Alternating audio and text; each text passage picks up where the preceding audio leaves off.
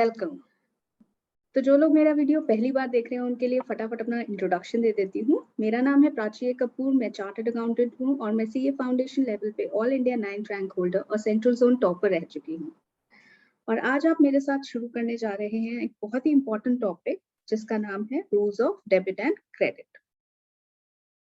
और हाँ, अगर आपको ये वीडियो अच्छा लगे तो प्लीज इसको लाइक जरूर करें और वीडियोस के लिए चैनल को सब्सक्राइब करना ना भूलें। तो अभी तक आपने देखा होगा कि मैंने जितने भी टॉपिक्स कवर किए हैं अपने वीडियोस में वो ज्यादातर थ्योरेटिकल चैप्टर्स पे बेस्ड थे। इनफैक्ट सारे ही थ्योरेटिकल चैप्टर्स पे बेस्ड थे, बट यहाँ से आप समझ लीजिए कि अकाउंट्स का प्रैक्टिकल शुरू हो जाता है। तो ये टॉपिक एक तरीके से आगे आने वाले सारे टॉपिक्स का बेस है, इसीलिए इसको आपको समझना बहुत ही जरूरी है, इसलिए प्लीज ध्यान से सुनेगा। ओके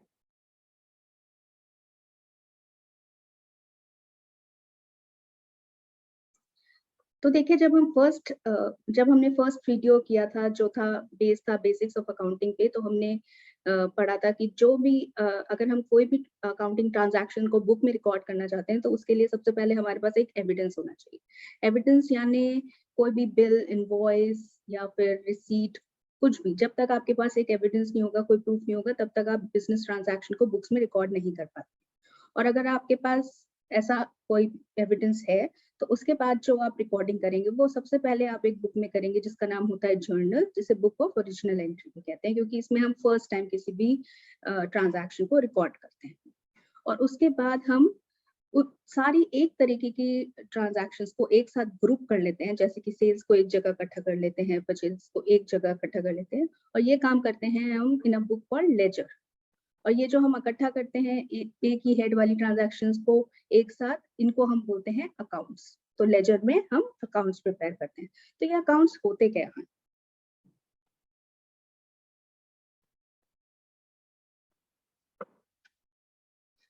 तो देखिए, अकाउंट्स कुछ इस टाइप से दिखते हैं। यहाँ पे मैंने जैसे लिया है कैश अकाउंट, राइट। तो आप देख रहे होंगे इस कैश अकाउंट की टू साइड्स हैं, जिसमें दोनों तरफ date, particulars, amount, date, particulars, amount लिखे हुए हैं। तो बेसिकली इस अकाउंट में हम कैश अकाउंट में हम वो दिखाएंगे, एक साइड में दिखाएंगे कि कहाँ कहाँ से बिजनेस के पास कैश आ रहा है और कहाँ कहाँ से बिजनेस के पास कैश जा रहा है, ठीक है। और इसके साथ साथ हम डेट भी रिकॉर्ड करेंगे कि ये सब डेट किस ट्रांजैक्शन को ये किस डेट को ये ट्रांजैक्शन हो रही है, प्लस कितने अमाउंट की ट्रांजैक्शन हो रही है। तो आप देख रहे हैं कैसे एक अकाउंट देखते ही आप पूरा पता लगा सकते हैं कि आपके पास एंड में कितना कैश का बैलेंस बचा, राइट। तो और कहाँ कहाँ से कैश आया, कहाँ का, मतलब इतनी डिटेल रिकॉर्डिंग होती है अकाउंट में, राइट। आप एक अकाउंट देख के सारी डे वाइज, डेट वाइज सब कुछ पता लगा सकते हैं किसी भी हेड के बारे में, राइट। तो अकाउंट क्या होता है? Account is a record of transactions under a particular head. जैसे यहाँ पर हमने लिया है cash, right. It records not only the amount of transactions but also their effect and direction. Meaning of debit and credit. तो देखिए, मैंने आपको बताया कि दो एकदम एक जैसी साइड्स हैं, हर होती हैं हर अकाउंट की। यहाँ पे जिसमें मैंने बताया कि date, particulars, amount, date, particulars, amount होता है, राइट। तो देखिए, इस अकाउंट की ये जो लेफ्ट साइड होती है इसको हम बोलते हैं डेबिट साइड, और जो राइट साइड होती है उसको हम बोलते हैं क्रेडिट साइड। ओके तो जब भी हम बोलते हैं कि कोई अकाउंट डेबिट किया जा रहा है, मतलब हम उसकी लेफ्ट साइड में उस एंट्री को पोस्ट कर रहे हैं, उस ट्रांजैक्शन को पोस्ट कर रहे हैं। और अगर हम बोलते हैं कि हम कोई भी अकाउंट क्रेडिट किया जा रहा है, मतलब हम उस ट्रांजैक्शन को उस अकाउंट की राइट साइड में रिकॉर्ड करेंगे। ओके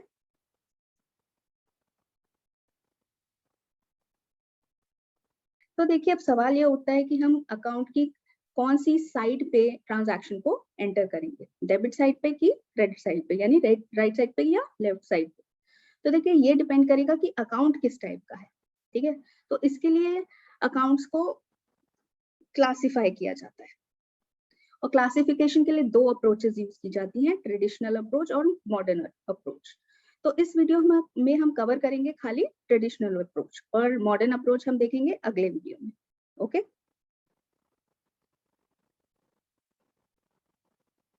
तो देखिए ट्रेडिशनल अप्रोच में अकाउंट्स को 3 टाइप से क्लासिफाई किया जाता है, personal accounts, real accounts and nominal accounts. तो अब ये पर्सनल, रियल, नॉमिनल अकाउंट्स होते क्या हैं? तो देखिए मैंने आपको बताया था कि जो भी ये हम कर रहे हैं फाइनेंशियल अकाउंटिंग, राइट? और मैंने आपको बताया था कि फाइनेंशियल अकाउंटिंग का पर्पस होता है प्रॉफिट एंड लॉस और बैलेंस शीट प्रिपेयर करना, राइट? तो प्रॉफिट एंड लॉस में आपने देखा होगा कि मैंने आपको बताया था कि एक साइड पे हम सारे इनकम्स और गेन्स दिखाते हैं और एक साइड पे हम सारे एक्सपेंसेस और लॉसेस दिखाते हैं, राइट? ऐसे ही मैंने आपको बताया था बैलेंस शीट में एक साइड पे हम सारे एसेट्स दिखाते हैं बिजनेस के और एक साइड पे सारी लायबिलिटीज दिखाते हैं, ठीक है? तो देखिए ये सारे अकाउंट्स जो प्रिपेयर किए जाते हैं जिससे कि हम प्रॉफिट एंड लॉस में ये इनकम्स, गेन, एक्सपेंसेस और लॉसेस दिखा सकें, राइट? यानी कि एक्सपेंसेस जैसे इलेक्ट्रिसिटी और सैलरीज और परचेजेस, ठीक है? लॉसेस यानी बैड डेट्स, इनकम्स जैसे कोई भी सेल्स, ठीक है? और बैंक इंटरेस्ट, इस टाइप के जो भी हम अकाउंट्स प्रिपेयर करते हैं जो कि हमारे को ये हेल्प करते हैं कि फाइनली हम उन अमाउंट्स को प्रॉफिट एंड लॉस में दिखा सकें, तो ऐसे अकाउंट्स को हम बोलते हैं नॉमिनल अकाउंट्स, ओके? और देखिए जो भी एसेट्स के अकाउंट्स होते हैं, ठीक है, इनको हम बोलते हैं रियल अकाउंट्स एक्सेप्ट डेटर्स। अब इसमें डेटर्स क्यों नहीं इंक्लूडेड होता है ये मैं अभी आपको 2 मिनट में बताती हूँ, राइट? तो देखिए मैंने आपको ये बता दिया कि नॉमिनल अकाउंट्स क्या होते हैं और रियल अकाउंट्स क्या होते हैं।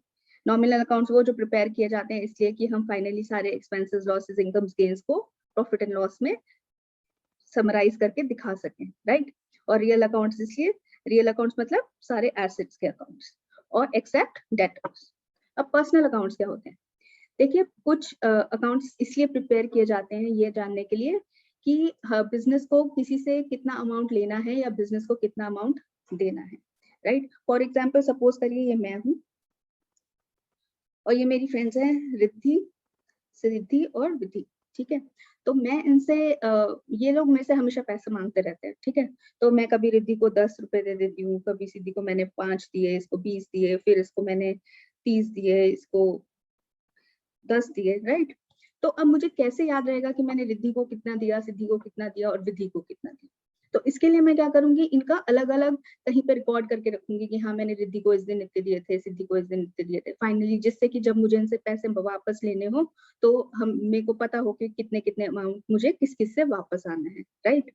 ऐसे ही अगर मेरे को किसी ने दिया है, 2-4 लोगों से मैंने लिया है तो उसका भी मैं रिकॉर्ड रखूंगी कि मतलब मेरे को किसको कितने कितने पैसे वापस करने, ठीक है? तो बिजनेस में इन्हीं को हम बोलते हैं पर्सनल अकाउंट्स, ठीक है? They are accounts prepared to determine balance due to or from persons or organizations, right? तो इसीलिए आप देखिए ये जो डेटर्स अकाउंट होता है ये एक पर्सनल अकाउंट होता है,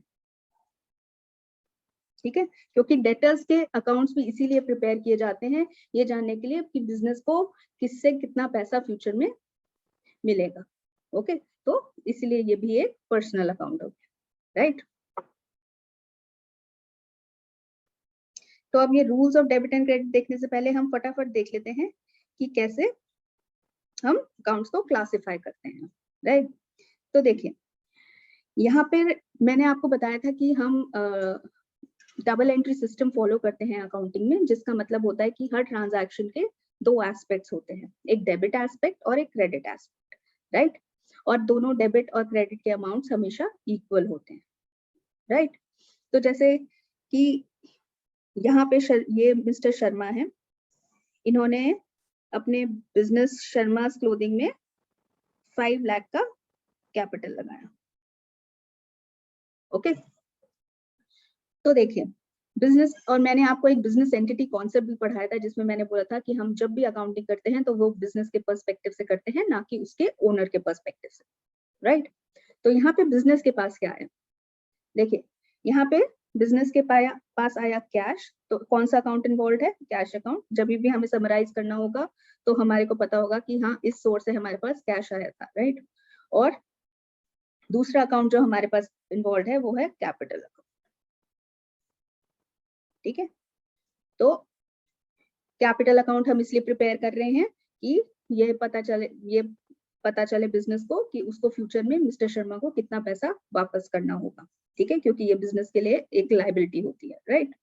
तो अब कैश अकाउंट, मैंने बताया आपको सारे एसेट्स जो होते हैं वो एक रियल अकाउंट होते हैं, करेक्ट। और सिमिलरली वो सारे ऐसे अकाउंट्स जो प्रिपेयर करे जाते हैं ये जानने के लिए कि बिजनेस को किसी को कितना पैसा देना है या लेना है, तो ऐसे अकाउंट्स को हम बोलते हैं पर्सनल अकाउंट्स। तो यहाँ पे कैपिटल अकाउंट क्या हो गया, पर्सनल अकाउंट।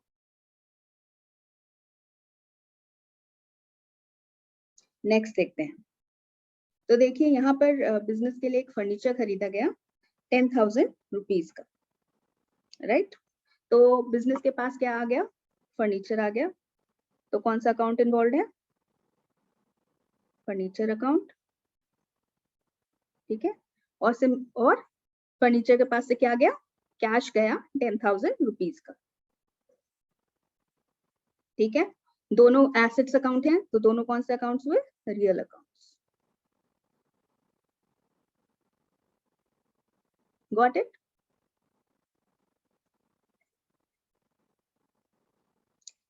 सिमिलरली यहाँ पर देखिए मिस्टर शर्मा ने बिजनेस के लिए एक बैंक से लोन लिया है 50,000 रुपीज का, राइट। तो बिजनेस के पास क्या आया, यहाँ पे बिजनेस के पास आया कैश, ठीक है। और बिजनेस के पास से एक लायबिलिटी खड़ी हो गई, बैंक लोन अकाउंट, ऐसा अमाउंट जो बैंक को बिजनेस को फ्यूचर में बैंक को लौटाना पड़ेगा, राइट। तो ये हम इसलिए प्रिपेयर कर रहे हैं ये जानने के लिए कि फ्यूचर में बिजनेस को बैंक को कितना पैसा लौटाना है, राइट। तो इसीलिए ये हो गया पर्सनल अकाउंट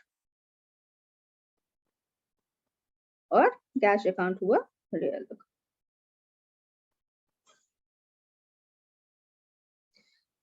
अब यहाँ पे देखिए शर्मा जी के बिजनेस में कैश सेल्स हुई 75,000 रुपीज की, ठीक है।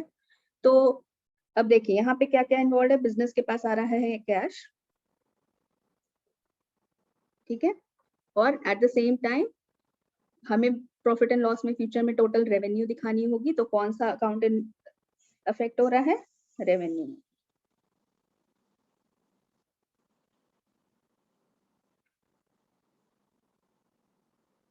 सेल्स अकाउंट जो कि है एक रेवेन्यू अकाउंट, राइट। तो कैश हो गया रियल अकाउंट, और सेल्स मैंने आपको बताया ऐसे सारे अकाउंट्स जो प्रिपेयर किए जाते हैं इसलिए कि उनको फ्यूचर में प्रॉफिट एंड लॉस अकाउंट में समराइज करके दिखाया जा सके, तो उनको हम बोलते हैं नॉमिनल अकाउंट्स। तो सेल्स अकाउंट हो गया एक nominal account.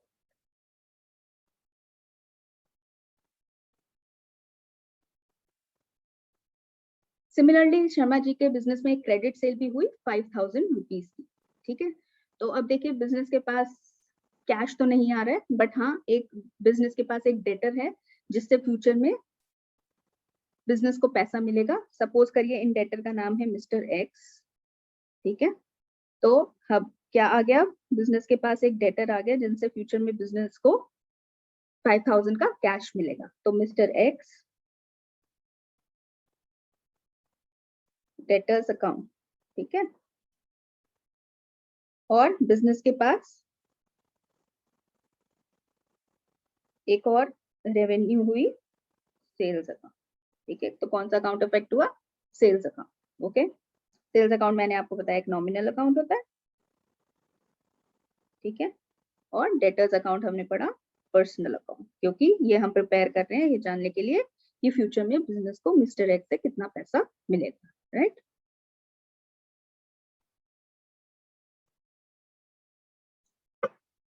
Similarly Sharma clothing के लिए 45,000 की कैश परचेजेस करी गई, ठीक है। तो जिससे बिजनेस के पास से क्या गया, कैश गया 45,000 रुपीज का, और बिजनेस के पास एक एक्सपेंस हुआ परचेजेस, राइट। कौन से दो अकाउंट्स अफेक्ट हुए, purchases account and cash account. Purchases account मैंने बताया आपको जो भी अकाउंट्स हम इसलिए प्रिपेयर कर रहे हैं कि उनको समराइज करके प्रॉफिट एंड लॉस में ले जाया जा सके, प्रॉफिट पता लगाया जा सके फ्यूचर में, तो उनको हम बोलते हैं नॉमिनल अकाउंट्स। कैश अकाउंट हो गया एक रियल अकाउंट।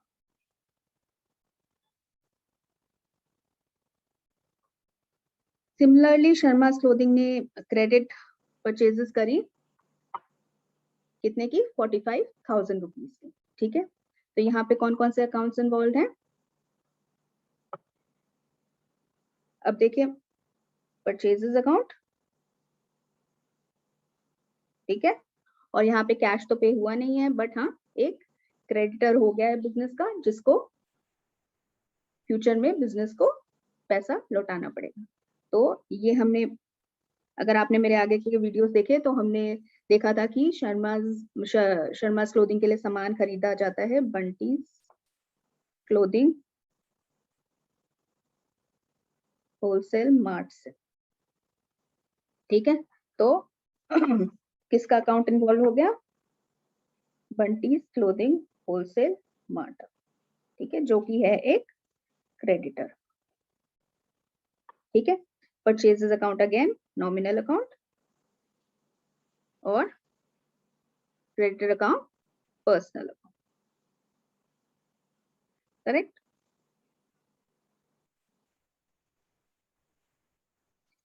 अब देखिए, फाइनली शर्मा's क्लोथिंग के मैनेजर को सैलरी पे करी गई 15,000 रुपए की। तो ये भी हम इवेंचुअली दिखाएंगे प्रॉफिट एंड लॉस अकाउंट में समराइज करके। करेक्ट, कि बिजनेस ने कितनी किस किस लोग को कितनी कितनी सैलरी पे करी। राइट, तो हमारे अकाउंट्स क्या इन्वॉल्व है? सैलरी अकाउंट और cash account. Correct, salary account again nominal account और कैश अकाउंट रियल अकाउंट। ठीक है, तो आई होप अकाउंट्स को क्लासिफाई कैसे करते हैं ये आप सबको अब समझ में आ गया होगा। तो अब फटाफट देख लेते हैं रूल्स क्या होते हैं। एक बार हमारे को पता लग गया कि कौन से टाइप का अकाउंट है, तो बस किस अकाउंट को डेबिट करना है, किस अकाउंट को क्रेडिट करना है, ये हम करते हैं इन रूल्स के जरिए। ठीक है, तो देखिए, पर्सनल अकाउंट का रूल होता है debit the receiver and credit the giver. ठीक है, रियल अकाउंट का रूल होता है what comes in is debit and what goes out is credit. और नॉमिनल अकाउंट का रूल होता है कि एक्सपेंसेस और लॉसेस को डेबिट करते हैं और इनकम्स और गेन्स अकाउंट को क्रेडिट करते हैं। ठीक है, तो अभी आपको आई होप सब ऊपर से चला गया होगा, तो फटाफट इसको प्रैक्टिकली करके देखते हैं कि ये हम करते कैसे हैं। जैसे जैसे हम करते जाएंगे तो ये आपको क्लियर होता जाएगा। तो देखिए, कैश अकाउंट हमने पता लगाया कि एक रियल अकाउंट होता है। तो रियल अकाउंट का रूल हमने पढ़ा, debit what comes in and credit what goes out. तो यहाँ पे बिजनेस के पास कैश आ रहा है कि जा रहा है? तो हमने देखा कि बिजनेस के पास कैश आ रहा है। राइट, तो कौन सा रूल हम अप्लाई करेंगे? Debit what comes in. ठीक है, और पर्सनल अकाउंट का रूल हमने पढ़ा है debit the receiver credit the giver. तो यहाँ पे शर्मा जी जो हैं वो एक गिवर है। ठीक है, जिन्होंने बिजनेस को कुछ दिया है। राइट, तो रूल क्या होगा? पर्सनल अकाउंट्स का रूल होता है debit the receiver credit the giver. तो यहाँ पे क्रेडिट द गिवर। ठीक है, तो आपने देखा कि कैसे ट्रांजैक्शन के दो एस्पेक्ट्स हुए, एक डेबिट एस्पेक्ट और credit aspect of an equal amount. 5 lakh rupees, 5 lakh rupees का ही कैश आ रहा है और 5 लाख रुपीस की ही एक लाइबिलिटी खड़ी हो रही है बिजनेस को, जो बिजनेस को फ्यूचर में शर्मा जी को लौटाना पड़ेगा for his capital contribution. Right, I hope आपको ये समझ में आ रहा होगा कि ये जो हम रूल्स अप्लाई कर रहे हैं इसका मतलब क्या है। अगर हमने लिखा है कि कैश अकाउंट डेबिट 5,000, इसका मतलब है कि जब भी हम कैश अकाउंट प्रिपेयर करेंगे तो उसकी जो दो साइड्स होती हैं, ये डेबिट साइड और ये क्रेडिट साइड, तो ये जो 5 लाख है हम उसको यहाँ की डेबिट साइड में दिखाएंगे। और सिमिलरली जब हम कैपिटल अकाउंट प्रिपेयर करेंगे तो उसका हमने देखा कि वो क्रेडिट हो रहा है, मतलब कि हम जब भी कैपिटल अकाउंट बनाएंगे तो उसकी क्रेडिट साइड में एंट्री करेंगे। राइट, ऐसे ही बाकी भी देख लेते हैं फटाफट। तो देखिए फर्नीचर अकाउंट हमने बोला रियल अकाउंट, कैश अकाउंट भी रियल अकाउंट, और रियल अकाउंट का रूल्स होता है debit what comes in and credit what goes out. तो यहाँ पे फर्नीचर देखिए, फर्नीचर क्या हो रहा है, बिजनेस के पास आ रहा है और बिजनेस के पास से कैश जा रहा है, तो फर्नीचर को हम करेंगे डेबिट और कैश को करेंगे क्रेडिट।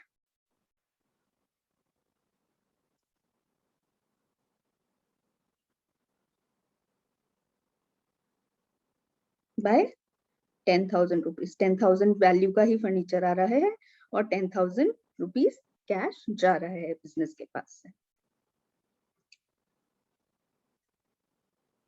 अगेन जब बैंक लोन लिया गया तो बैंक के पास कैश आया 50,000 रुपीज का, जो कि एक रियल अकाउंट है, और रियल अकाउंट का रूल होता है डेबिट व्हाट कम्स इन, ठीक है। और जैसे शर्मा जी ने कैपिटल कंट्रीब्यूट का था, ऐसे ही बैंक भी यहाँ पर एक गिवर है जिसने बिजनेस को कुछ एक लोन दिया है, राइट। तो क्रेडिट द गिवर, जो कि रूल है पर्सनल अकाउंट्स का, ठीक है। Again 50,000 and 50,000, correct.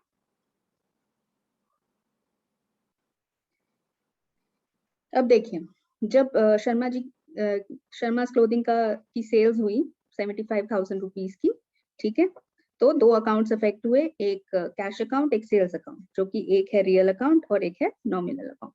अब देखिए बिजनेस के पास सेल्स करने से कैश आया, ठीक है, और रियल अकाउंट्स का रूल होता है debit what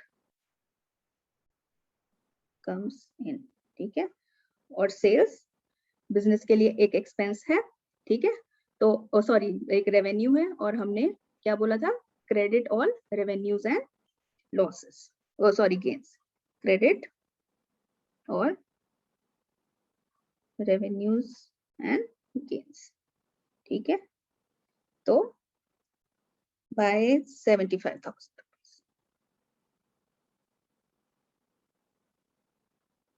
okay.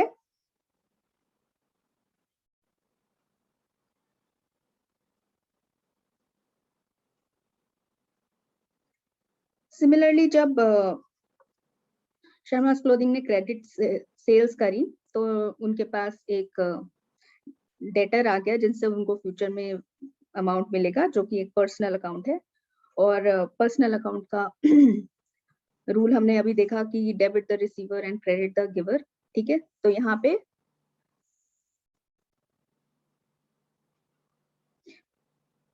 Mister x जो डेटर है वो एक रिसीवर है, जिनको बिजनेस से गुड्स मिले हैं, ठीक है, और उनको फ्यूचर में पैसा वापस करना है बिजनेस को, राइट। तो यहाँ पे कौन सा रूल अप्लाई होगा, डेबिट द रिसीवर। और नॉमिनल अकाउंट मैंने आपको बताया credit all revenues and gains, right, by 5,000 5,000।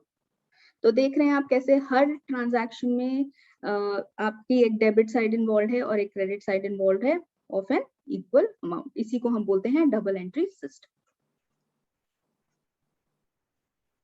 Similarly जब परचेजेस हुई, ठीक है, तो हमने बोला परचेजेस एक नॉमिनल अकाउंट है, नॉमिनल अकाउंट में हम डेबिट करते हैं ऑल एक्सपेंसेस एंड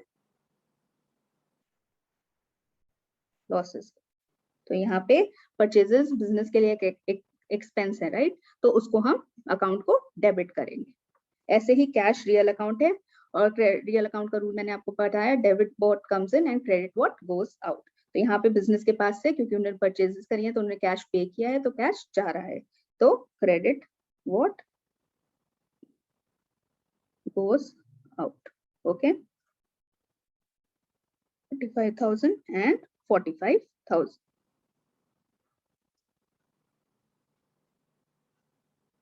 सिमिलरली जब क्रेडिट परचेजेस हुई, तो कौन से रूल्स इन्वॉल्व है हमारे, नॉमिनल अकाउंट, परचेजेस मैंने आपको अभी अभी बताया, debit all expenses and losses, यहाँ पे परचेजेस मैंने आपको बताया बिजनेस के लिए एक्सपेंस है, राइट। और personal account, credit the debit the receiver credit the giver, ठीक है। तो यहाँ पे जो क्रेडिटर है, इन्होंने बिजनेस को कुछ दिया है, गुड सेल करें, राइट। तो credit the giver.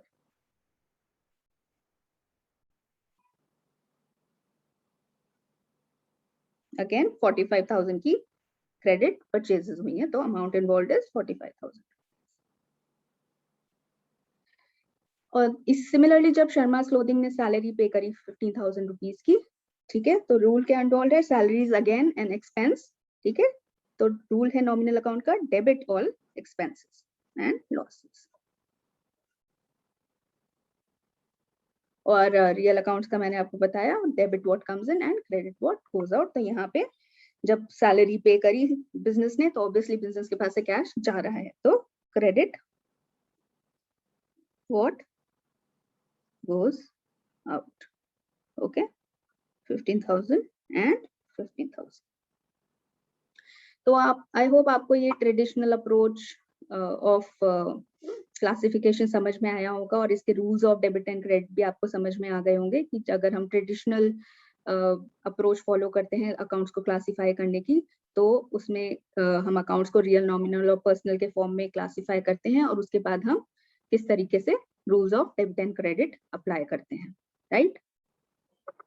तो यहीं पे हमारा ये वाला सेशन एंड होता है. मॉडर्न अप्रोच के लिए हम देखेंगे, मॉडर्न अप्रोच देखेंगे हम नेक्स्ट वीडियो में, राइट.